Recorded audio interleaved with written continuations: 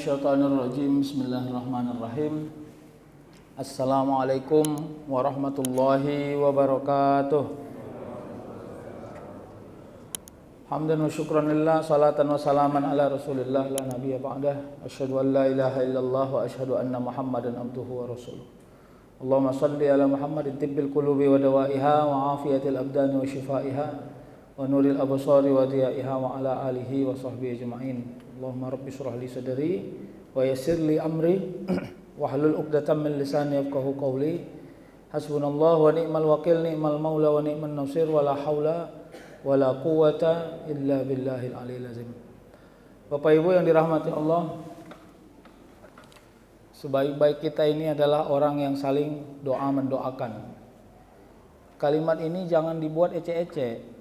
Kalau dibuat ecek-ecek, kita ini nengok saudara kita asik gedek aja gitu. Peci baru kawan nih bah, pening juga kawan. Jadi semua salah. Ginilah ya. Karena hubungan yang paling interaktif dari kita sesama kita di masjid ini adalah kalau malas sekali awak nengok dia, besok kalau awak mati ikut juga ya dia nyolatkan awak. Kira-kira gitu aja lah berpikirnya biar enggak pening-pening kali. Ya kan? Kalau awak nengok muka dia, tak yakin ya dia doakan awak, tak yakin awak dia doakan awak. Ya kan? Cuman besok begitu awak wafat, mungkin dia akan mengendalikan emosi dirinya untuk dia belajar memaafkan awak, dan saat itu dia hadir di soft yang ikut menyolatkan awak. Nah, saat itu, itulah pentingnya kita saling sayang menyayangi. Kalau enggak ada gunanya. Perkara sama di soft aja ya. Begitu di belakang julid menjuliti ini. Karena orang yang julid menjuliti ini rezekinya kehilangan warna. Saya nanti kalau bilang kehilangan berkah, dibilang puak labu kali, ya kan? Macam betul aja Ustaz ini tahu betul berkah rezeki tahu. Kehilangan warna. Hajat awak rezeki itu warnanya hijau tapi menjadi hitam. Kenapa? Karena rezeki itu salah satunya interaksi. Jadi bukan hanya tentang uang, ya kan? Tadi awak kombur sama dia, gabung. Begitu datang kawan tuh diam. Saya nggak tahu saya mau ceritai siapa ini, tapi itu aja bawaan hati saya hari ini. Mudah-mudahan yang saya omongkan ini ada manfaatnya. Karena sebaik-baik kita adalah orang yang saling berkumpul, bersatu. Ya boleh saja yang kita omongkan didengar. Boleh saja belum direspon. Boleh saja bukan hari ini mau dikerjakan, tapi bisa saja besok lusa dikerjakan. Tapi setidaknya sifat dari ar-rahimuna yarhamuhumur rahman, irhamu man fil ardi yarhamukum man fis sama. Ya, saling sayang menyayangi di muka bumi ini adalah sikap keteladanan orang-orang mukmin. Innamal mu'minuna ikhwah fa aslihu baina akhwaikum. Suluh itu ekspektasinya damai. Damai itu warnanya adalah sejuk. Sejuk itu mampu memberi maaf, mampu memberi maklum, mampu mendengarkan, mampu memberi ekspresi. Yang semua itu ternyata Rasul juga menunjukkan itu, Pak. Jadi Rasul itu kadang-kadang dia dengari enggak direspon. Kadang-kadang dia merespon dengan respon yang kadang-kadang juga enggak penuh dengan jawaban. Ada orang bertanya, "Ya Rasul, tengok ini sholatnya, tidak menghadap kiblat." Ya, waktu dalam persembunyian. Rasul enggak langsung komentar. Dibiarin Rasul aja dia sholat. Begitu selesai, baru Rasul panggil orang yang sholat tidak menghadap kiblat tadi. Berputar dia dari kiblatnya. "Kenapa kau tadi berputar dari kiblatmu?" "Ya Rasulullah, waktu sholat tadi, nampak saya ada mata-mata yang lewat. Jadi kalau saya tetap berada di situ sholatnya, khawatir nanti mereka paham persembunyian kita di sini. Maka saya berputar." Rasul nggak jawab, diam aja. Jadi semuanya harus kita imbangi lah ya, saling mendengarkan, saling melengkapi, bersabar ya. Dan ini adalah kolektivitas karena di dalam rumah yang penting, dalam rumah. Dibilang kawan istrinya sama dia. Ya, enak kali kau ya punya suami pendiam gitu ya, asal kau repet-repeti diam aja dia. Ya, kau coba suamiku katanya, suamiku itu galak kali gitu. Ini bukan cerita Vena Melinda bukan? bukan enak atau enggak enak. Jadi kadang-kadang seorang istri yang cerewet diberikan Allah rezeki suami yang pendiam. Seorang suami yang merepet diberikan Allah istri yang maklum. Jadi kadang-kadang itu yang dikasih Allah rezeki. Nah, kalau bukan sabar yang menjadi pelindung dari semua kelemahan-kelemahan itu, sebentar saja rusak rumah tangga itu. Makanya Pak, ibu-ibu jangan bilang bahwa suami-suami ini kalau diam aja kalau ibu repeti itu ikatan suami takut istri. Bukan, karena mereka faham ternyata ada satu peran yang jauh lebih besar yang harus mereka kerjakan dibanding hanya sekedar menjawab repetan yang sedang ada. Jadi ternyata rasa sabar itu menjadi domainnya orang-orang yang melakukan aktivitas itu. Ya, sama kayak cerita ujian, Pak. Ini kemarin ada nanya sama saya awali dulu di sini supaya enak karena mumpung teringat. Jadi kenapa kelihatan hidup kita sukar? Itu kan sama kayak naik kapal, Pak, di laut.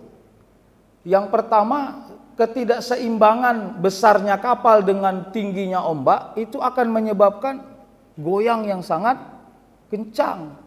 Hanya seorang supir kapal yang lihai saja yang mampu menengahi itu. Kapan waktunya dia mendayung, kapan waktunya dia berhenti sejenak untuk mengikuti ritme ombak. Karena di situ butuh kesabaran. Kadang-kadang untuk melewati ombak yang tinggi kita harus memperlambat jalan. Biarlah sampai lebih lambat tapi asal selamat. Nah, itulah ritme hidup antara ujian, cobaan. Ya. Sesekali mercik airnya ke dalam kapal kita dan membasahi baju kita. Ya kalau udah masuk ke dalam laut mana boleh nggak mau basah.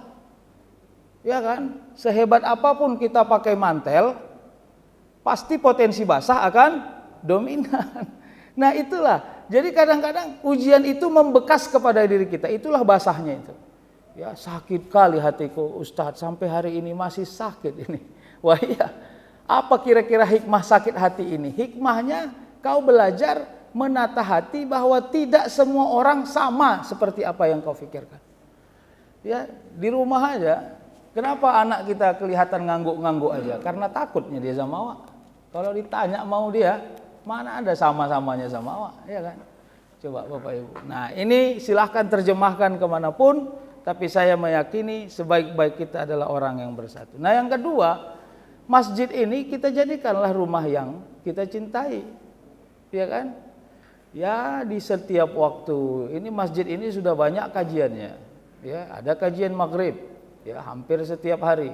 Ya maunya rame juga lah jamaah. Ini maunya waktu ngomong gini toaknya keluar biar dengar orang yang enggak ke masjid hari ini.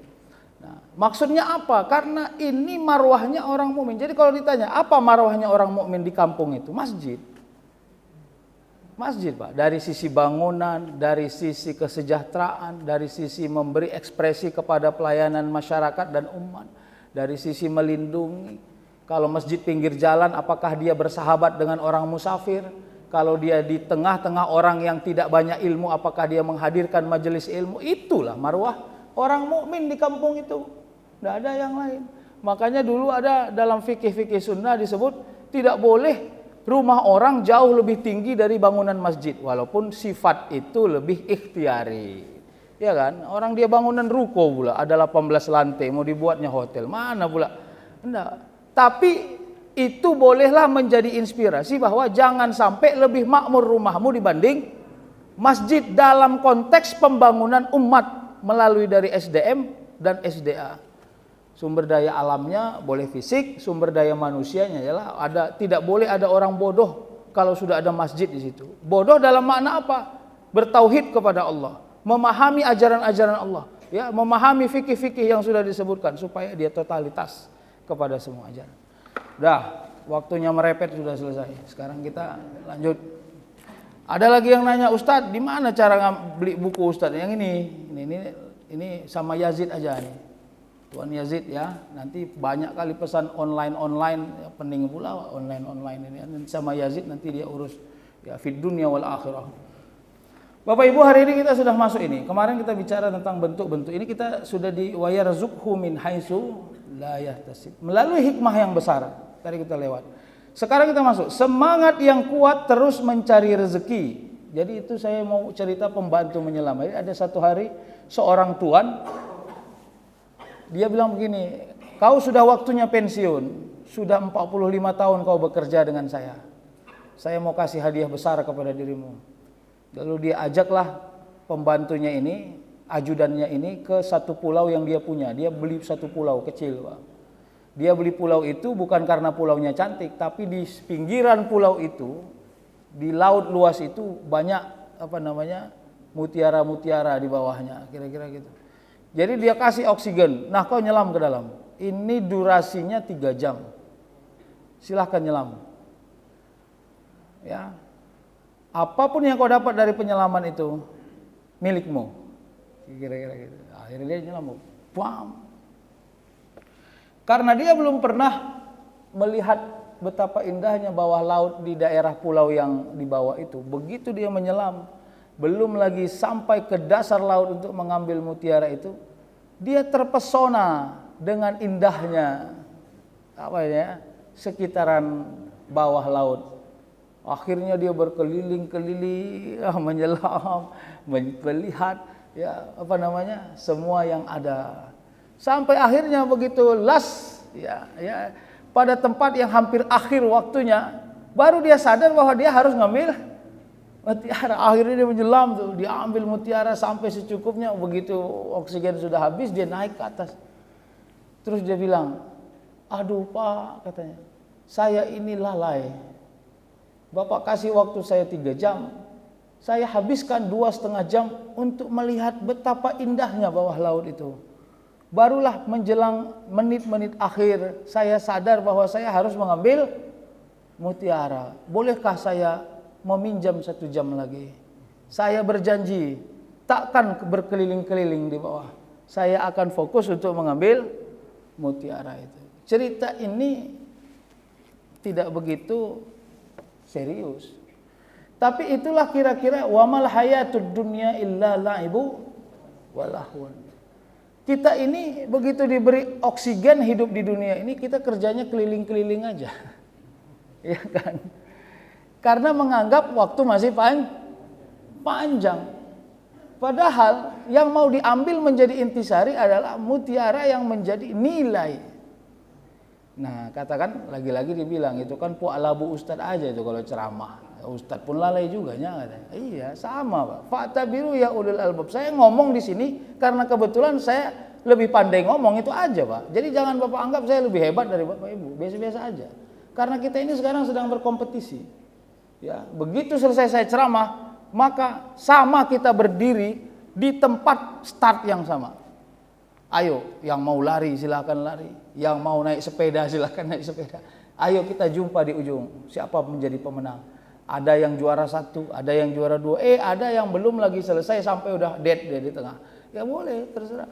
Semua kita sedang berkompetisi. Nah, inilah yang disebut dengan semangat yang kuat, terus mencari rezeki, karena nilai dari rezeki itu adalah sesuatu yang kemanapun kau berjalan, dia akan melindungi dirimu, bermarwah, bukan hanya urusan dunia tapi urusan. Jadi ada orang bermarwah kepada urusan dunia, tidak bermarwah kepada urusan akhirat. Ya kan? Sama orang dipuji-puji orang, Pak. Ya kan? Hebat ustadz itu, hebat ustadz itu, hebat. Tapi malaikat golak-golak nengok awak, ya kan? Gaya jagawan nih. Jadi kita ini sering tidak seimbang marwah kita. Nah, kalau dalam kajian tasawuf, kenapa orang tidak seimbang marwahnya di hadapan makhluk bumi dengan makhluk langit? Jawabannya karena kita tidak berhasil mendudukkan perbuatan sama semangat dan nilainya dengan niat yang kita tuju. Namanya ikhlasul amal. Nah, kalau kajian tasawuf itu menjadi bagian yang sensitif. Jadi niat itu bukan hanya perbuatan mulut, tapi niat itu adalah korelasi antara apa yang dihajatkan, apa yang diucapkan, apa yang diperbuat. Jadi kaulan au fi'lan au takrir. Nah, itu kalau terminologi hadis. Takrir itu sikap, attitude. Nah, sikapnya orang yang sholat itu apa? Sikapnya orang yang sholat itu, ya kalau sholat itu dalam rangka sami'na wa ata'na, maka begitu kita keluar dari masjid ini, sikap dan keteladan yang kita pakai juga sami'na wa ata'na pada urusan untuk membangun negara, membangun agama, membangun kehidupan sosial. Nah, ini kalau ngomong kayak gini kayak profesor pula saya ngomong. Nah, jadi agak ringan sedikit lah ya. Nanti serius sekali. Sampai di rumah, sami'na wa ata'na ini juga dibawa, Pak.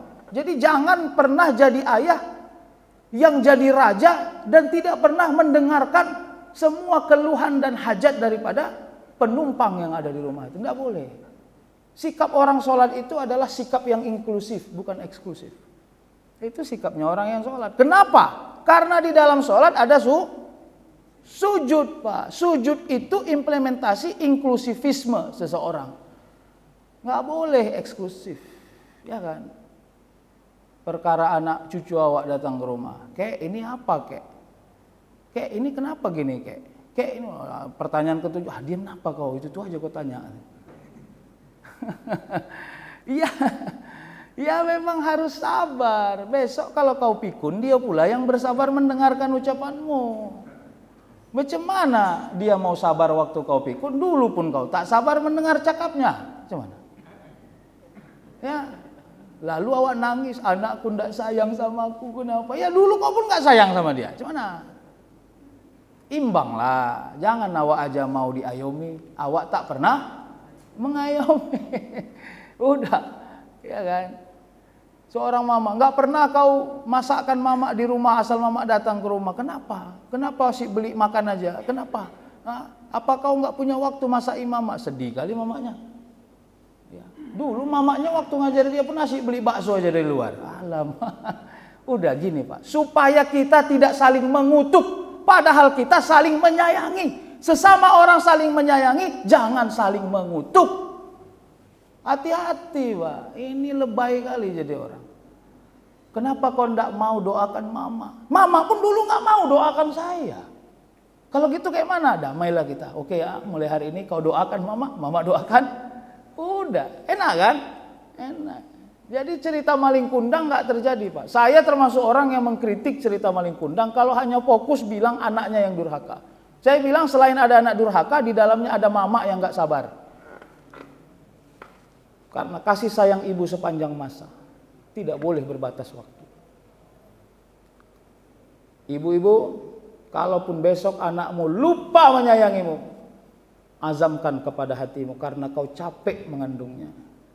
Bilang kepada dirimu, ya Allah, sampai habis lisan ini, asbab kau tarik nafas dan ruh dari diriku, tak berhenti aku menyayangi anakku, meskipun aku kehilangan kasih sayang dari dirinya. Kalau itu yang kau pakai, maka kau jadi ibu sejati di muka bumi ini. Begitu Pak. Itulah. Sedangkan ayah saja mau begitu. Masa ibu nggak mau? Nggak mau. Jadi itu kritik sosial kita. Artinya apa? Ada anak yang tak pandai berterima kasih. Oke lah, satu sisi.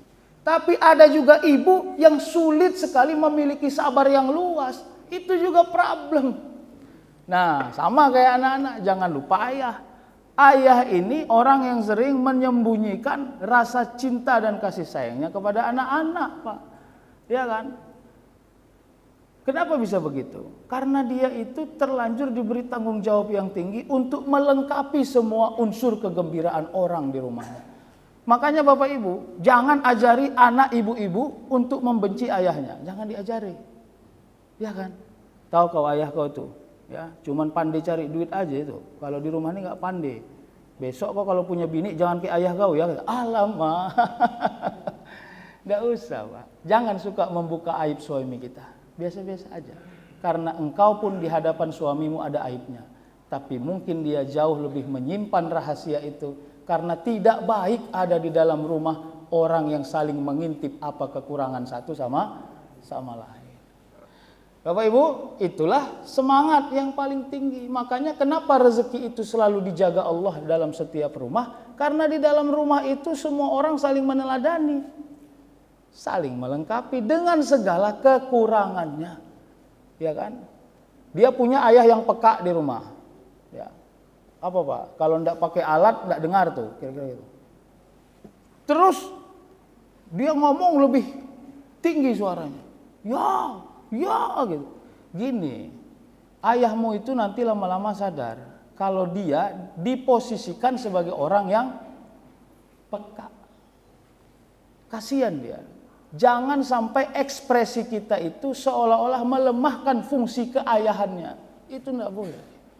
Ya kan?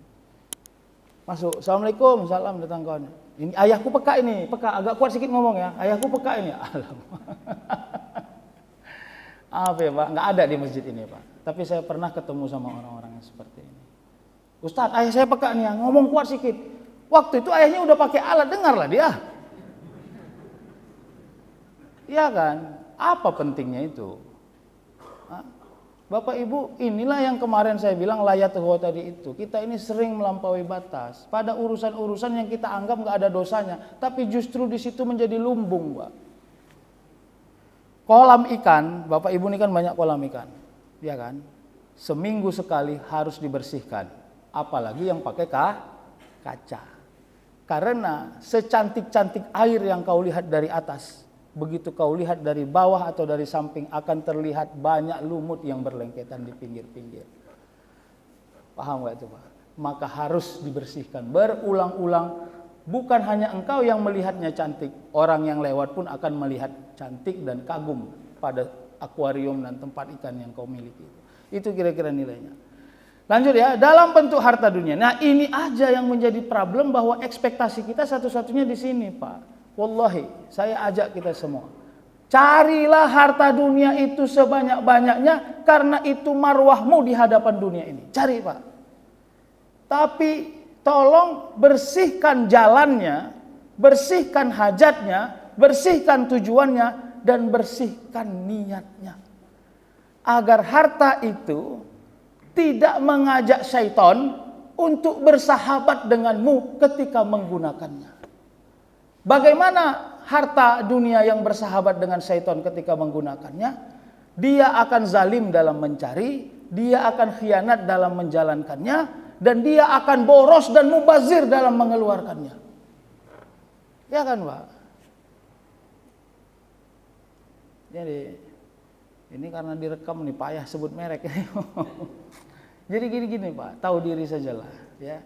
Kalau kita beli barang, apapun jenis barangnya, tolong pastikan ada manfaatnya. Bukan hanya sekedar kau bilang biar tahu dia, aku juga bisa kayak beli kayak gini. Nah, itu enggak ada manfaat. Ya kan? Kalau udah ada niatnya atau ada manfaatnya, insya Allah tak terjebak kau kepada mubazir. Tapi kalau hanya sekedar mau katakan, dipikirnya cuma dia aja yang bisa beli mobil gitu. Awak pun pandinya beli mobil, kau cuma mobil aja. Nah, yang gini-gini ini dikurang-kurangi. Walaupun tak bisa dihabiskan, yakin saya. Karena dunia, manusia ini sangat mencintai dunia. Amal baik yang menjadi teladan bagi orang lain, Pak. Ini rezeki min haitsu la yahtasib. Jadi gini, Pak. Ya. Kalau kita melakukan satu tabiat dan tabiat itu diteladani oleh orang, ya, maka itu amal rezeki kita yang tinggi, Pak. Contoh ya, contoh nih. Tapi contoh ini tidak produktif. Biasanya habis ceramah orang melaksanakan sholat sunnah ya. Sholat sunnah yang dikerjakan orang, yang awalnya orang lain melihat tidak mau sholat, akhirnya mau sholat. Nah ini juga bagian dari sesuatu yang sangat sederhana. Jadi makanya kalau ditanya, Ustadz apa hukumnya menunjuk-nunjukkan kalau kita sedang berinfak? Saya bilang bisa mubah, bisa sunnah, bisa haram. Tergantung niatmu saja. Kalau kau berinfak, engkau diteladani orang, misalnya orang cenderung mengikuti apa yang kau buat. Maka saat itu kau di hadapan orang yang cenderung mengikuti apa yang kau buat, engkau berinfak lalu orang itu mengikuti apa yang kau perbuat, berarti kau bagus. Nah gitu. Jadi ternyata mengelola ini yang sulit. Ya kadang-kadang gini Pak, kita ini malu tidak pada tempatnya. Gitu. Paham gak? Kita ini malu tidak pada datang seorang anak, seorang cucu nanya sama dia, "Kek, Kayak mana kakek setiap hari bersedekah ya? Aduh, jangan dibilang kakek ini sedang belajar tasawuf ini. Itu kakek nggak mau menunjukkan itu. Padahal cucunya mau nanya karena cucunya mau meniru. Enggak, anggap saja alfa semua, enggak ada itu.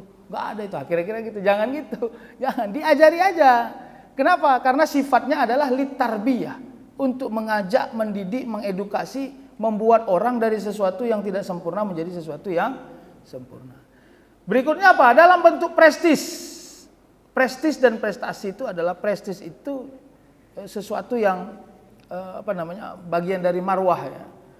Orang memandang kita tidak dengan cara yang jelek, meskipun kita tidak punya kehebatan keduniaan yang tinggi. Jadi sebenarnya salah satu ekspektasi kita untuk mendapatkan dua hal ini, prestasi dan prestise adalah menghilangkan stratifikasi sosial. Karena stratifikasi sosial kalau dalam hubungan kemanusiaan itu problem itu Pak. Ya, makanya masjid sebenarnya mengajarkan kita untuk inklusif pada urusan itu. Ya, siapa duluan datang pergilah ke shaf pertama, kan begitu kira-kira ya. Tapi ini ada pula sekarang model orang yang malas berada di shaf pertama gitu Pak. Kenapa? Memilih untuk ke belakang, katanya terlalu berat beban di shaf pertama. Nggak ada berat-beratnya, orang bapak nggak disuruh bawa tas kok. Nah, jadi ini juga hati-hati Pak. Shaf pertama itu tetap jauh lebih mulia, walaupun kemuliaan orang di shaf pertama itu berbanding lurus dengan pekerjaannya. Siapa orang yang di shaf pertama? Ya orang yang duluan datang. Ini yang gawatnya udah mau komat dia datang, diserobotnya pula masuk sampai depan. Ya kan? Perkara lebih panjang jenggotnya disingkirkannya orang yang tidak ada jenggotnya. Mana panjangan jenggot kita coba? Pinggir kau sedikit. Mohon maaf ya, saya juga berjenggot soalnya. Nah, maksudnya gini, ya pahami aja gitu. Makanya saya suka dengan kepala daerah atau kepala negara atau siapapun itu. Kalau dia tahu datang belakangan, dia ambil shaf yang di tempat di mana. Itu lebih bagus. Karena sholat itu nggak ada jabatan sebenarnya. Inklusif dia Pak. Tergantung siapa orang yang lebih mampu menjaga waktunya. Tapi kalau dengan hajat kita ingin menjaga marwahnya, lalu kita siapkan tempatnya, dan semua jamaah legowo dan menerima itu, boleh, silahkan lakukan. Jadi tidak sampai mengambil hak orang lain.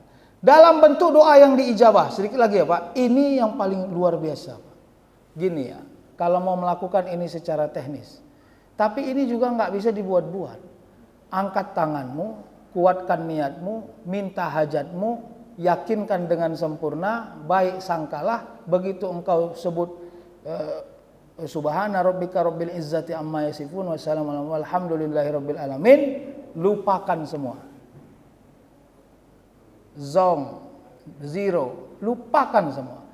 Apa kira-kira manfaat itu dilupakan? Supaya engkau tidak menagih-nagih kapan yang kau minta itu dikasih oleh Allah, pada waktu apa dan dalam bentuk apa. Nah, di situ apa pelajaran yang didapat? Belajar ikhlas pada semua yang kau kerjakan, sebab sejatinya mulai dari sholatmu sampai doamu itu adalah bentuk kewajiban yang kau kerjakan di hadapan Allah. Kira-kira gitu. Ya. Seorang anak disuruh ibunya menyapu rumah. Ini yang bolak-balik saya kasih tahu. Kalau anak itu menganggap bahwa menyapu rumah itu adalah kontribusi dia kepada ibunya, maka dia akan cenderung menagih dan pamrih. Tapi kalau dia mau mendalami hakikat dari dia menyapu itu, kalau bukan kau yang nyapu karena kau juga tinggal di rumah itu, siapa lagi? Bisa nggak dibalik logikanya gitu? Sehingga anak yang awalnya pamrih minta goceng kalau setelah menyapu rumah mamanya tadi, cenderung dia lebih fleksibel, elastis. Dikasih alhamdulillah, nggak dikasih juga manfaat. Kenapa? Yang saya sapu ini adalah rumah saya sendiri. Aman kan? Aman. Jadi begitu dikasih mamanya 5.000, dia tetap merasa gembira. Karena 5.000 itu dia anggap adalah sesuatu di luar ekspektasi. Sehingga dia gembira. Jadi begitu dikasih 5.000 sama mamanya, gitulah, wah udah capek nyapu, lama kali ngasihnya pun. Ini merasa bahwa dia berkontribusi. Hati-hati. Jadi ada orang nanti tipenya berdoa, begitu dikabulkan Allah 2 bulan, lalu dia ngomong kemana-mana. Ini jujur nih, ini kau mau tahu nggak nih, kenapa mobil ini bisa dibeli? Setelah 2 bulan 14 hari nih doanya nih, Aku hitung nih, aku doanya dari tanggal sekian nih. Ini ada nih bulatannya. Jadi kalau kau mau tanya power doaku itu sekitar nggak sampai 3 bulan. Itu power doaku. Power doamu berapa lama? Nah, itu tergantung sholat duhanya berapa panjang itu. Wah, mak terlalu matematis itu Pak. Jangan Pak, ngeri awak dengarnya itu. Agak diringan-ringankan sedikit. Sebab saya berdoa, Allah ijabah doa saya. Cukup begitu saja. Udah. Jadi tidak perlu pakai ini. Setelah 2 bulan 14 hari baru cabul doa. Tidak begitu ya. Sedikit lagi ya, karena lontong sudah dibagi saya lihat di belakang. Ya, minta apa kendaraannya? Semua waktu adalah doa. Toh ini Pak, ini sebenarnya judulnya ini menjadi konklusi. Semua waktu adalah doa. Semua waktu adalah doa. Maka kesimpulannya jangan pernah berhenti. Begitu engkau melihat berdoalah, begitu engkau mencium berdoalah, begitu engkau mendengar berdoalah, begitu engkau berpikir berdoalah. Bahkan begitu engkau hendak mati dalam keadaan yang sebentar, tidur maksudnya, maka berdoalah. Serius Pak, lihat orang, ya kan, kelihatan umurnya 63 tahun tapi nggak ada ubannya gitu. Terus doa dong, doa ya Allah, sehatkanlah saya seumpama sehat Wak ini. Nah, kira-kira gitu. Nggak apa-apa Pak, karena kadang-kadang yang gitu-gitu itu tanda bahwa kita ini punya connecting kepada Allah. Jadi bukan tentang jenis doanya, tapi tentang konektivitasnya. Itu yang penting Pak. Karena kita sering habis atau tidak punya connecting pada saat kita sedang berinteraksi secara sosial. Tapi begitu masuk kepada masjid, kepada sholat, baru kita menghidupkan jaringan wifi-nya. Nah, jangan begitu. Ya kemana-mana harus punya jaringan dong, supaya konektivitasnya akan terjaga. Ya, mintalah yang menurut akal logis. Jadi gini Pak, kalau menurut Bapak logik Bapak mendapatkan sesuatu, jangan nggak diminta, itu namanya sombong. Jadi saya punya teori begini, sombong orang yang sudah difikirkannya dan dia butuh, tapi dia nggak minta, sombong itu. Kenapa? Karena dia merasa dia punya power dan dia nggak butuh Allah untuk memudahkan urusannya. Nah, itu makanya disinilah letak hukumnya orang sombong yang nggak mau berdoa. Tapi bukan tentang doa pribadi atau doa kolektif. Saya bukan itu yang saya bahas. Tapi tentang ketidakmauan dia berdoa. Misalnya seorang anak mau ujian besok, sangat logik dia mendapat nilai yang tinggi. Nggak apa-apa, doa dong hari itu. Ya Allah, saya udah belajar ini tadi malam, kasihlah saya nilai yang bagus. Nggak apa-apa Pak. Sama seseorang udah nabung mau beli mobil baru, dia doa, ya Allah mudahkan urusan saya beli mobil agar saya dapatnya. Boleh, silakan. Setiap apa yang kita pikirkan dan logik hadir di diri kita, mintalah. Sama seperti orang meminta sehat ketika dia dalam keadaan sakit. Nah, masih ingat nggak hierarki yang saya sebut? Kan itu sakit, berobat, sabar, baik sangka, tawakal. Tawakal itu simpulnya doa. Jadi tawakal itu bukan diam Pak. Kalau diam itu merengkel namanya. Doa, ya Allah, berilah wasilah obat yang saya makan ini menjadi jalan saya sehat. Udah gitu aja. Nah, yang paling parah bukan gitu, sakit, nggak mau berobat. Udah nggak mau berobat, nggak mau sabar. Udah nggak mau sabar, nggak mau baik sangka. Tapi tawakal gitu ya kan. Ya Allah, ini tanggung jawab kau nih. Kalau nggak sehat nih aku betul lah nih. Aku jujur aja, ini terakhir nih. Ya, percuma aja kurasa aku sholat tahajud kok kayak gini juga. Ya, itu orang nggak pernah tahajud kau buat sehat dia, asyik main bola ya kerjanya. Nah, itu namanya doa orang merajuk. Doa orang merajuk. Oke ya, saya tutup. Ada satu doa yang menarik di dalam surah Al-Kahfi ayat 14. Ini doanya pemuda-pemuda Al-Kahfi itu ya, tapi tidak ada di sini. Warobatna ala qulubihim izqamu faqalu rabbuna rabbus samawati wal ard lan nad'u min dunihi ilahan laqad qulna izan syatata. Jadi waktu itu kan pemuda-pemuda ini kan dikejar gitu ya.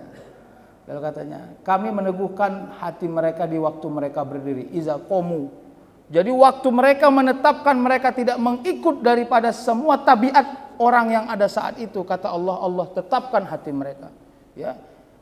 Warobatna ala qulubihim iza qamu. Hati-hati Pak. Kalau Allah sudah tetapkan hatimu berada pada jalan Allah, sejelek apapun orang memperbuatmu, sehina apapun orang memandangmu, dan orang yang kau sayangi mulai menghina dan menjauhkanmu, warobatna ala qulubihim. Ya. Iza qamu. Jadi istiqomah itu ternyata selain dari ikhtiar, usaha, ada juga hadiah dari Allah Subhanahu wa taala, dan itu dimiliki oleh pemuda Al-Kahfi. Faqalu, saat itu mereka katakan, Rabbuna Rabbus samawati wal ard. Ingat itu, Pak. Jadi kalau ada orang yang berdoa lalu mengatakan, ya Allah, Kaulah pemilik langit, dan kira-kira ekspektasinya apa itu? Jangan berdoa tidak punya ekspektasi, Pak. Ya kan? Sama kayak bilang gini, atau ya, ayahnya yang punya uang di rumah ini. Kalau awak pula ayah bilang, manalah ada uang awak. Cuman ayah lah yang punya uang di rumah ini. Kira-kira gitu, Pak. Kalau ayahnya dibilang gitu, dia mau minta Hot Wheel misalnya. Ya kan? Kira-kira terenyuh nggak hati ayahnya? Tapi kalau dia ngomong, ya jujur aja, aku kalau udah kerja nggak aku minta-minta nih Hot Wheel nih sama ayah. Kan? Rabbuna Rabbus samawati lan nad'u min dunihi ilahan laqad qulna satata laqad qulna idzan syatata. Jadi katanya begini, kami sekali-kali tidak menyeru siapa Tuhan, hanya Allah Subhanahu wa taala.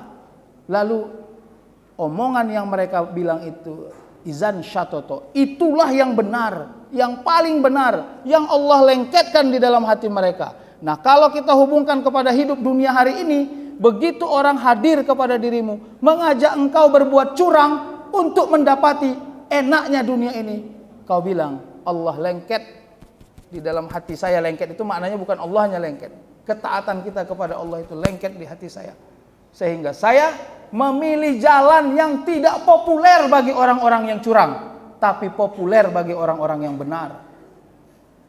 Nah, saat itu engkau diselamatkan Allah dari jurang-jurang yang kalau engkau terjebak tak akan pernah kau selamat. Bukan hanya untuk urusan akhirat, tapi urusan dunia pun ngeri, Pak, supaya kita tidak selamat. Jadi mudah-mudahan Allah menolong kita.